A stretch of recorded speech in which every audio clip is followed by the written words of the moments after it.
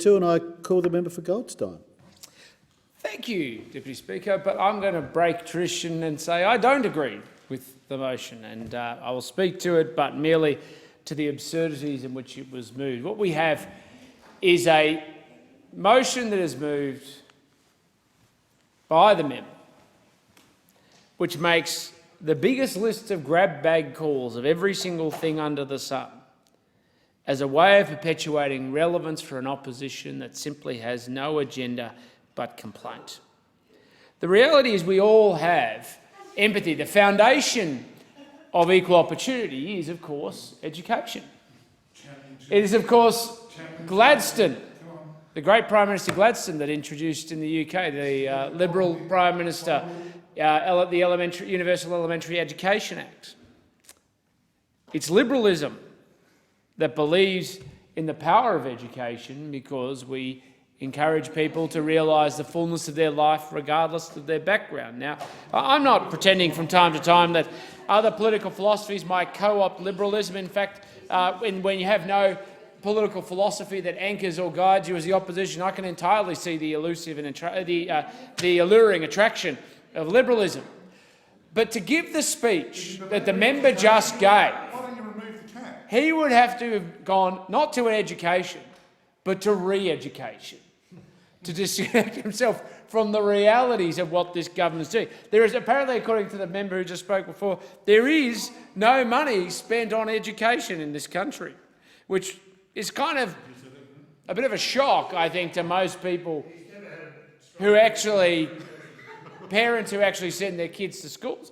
And one of the things that makes it so absurd is not just that we fund education to record levels, and we do. It's actually that we fund it to record levels across the public, Catholic and education and independent education, to levels that have never been seen before under a Liberal or a Labor government.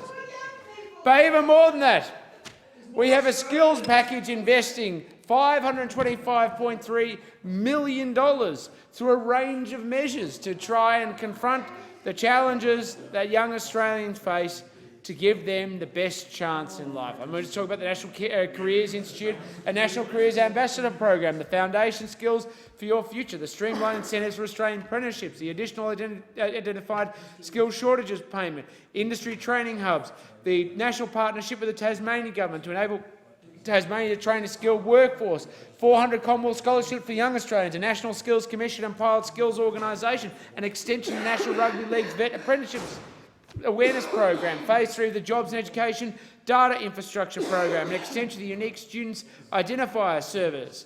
In fact, what we've done at every point under this government is actually meet the expectations and the challenges the country faces.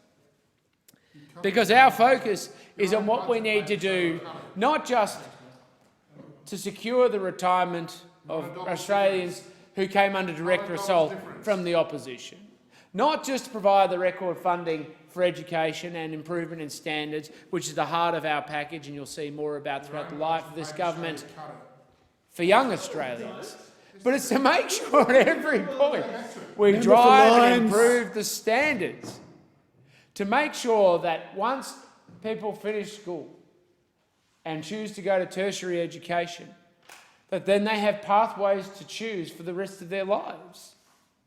Now, again, like economic growth or lower taxes, these are foreign concepts to our political opponents.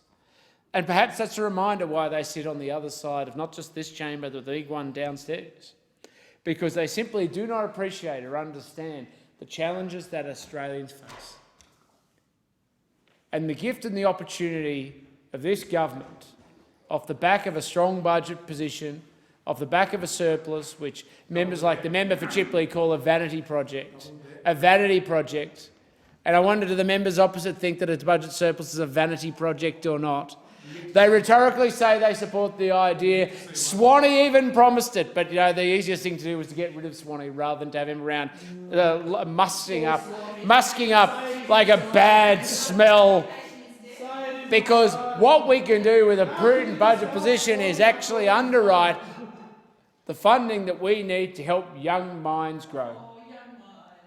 to see them succeed. And I know that the member for Cooper mocks that very proposition. And that's the sadness Member's time has of what they expired. do.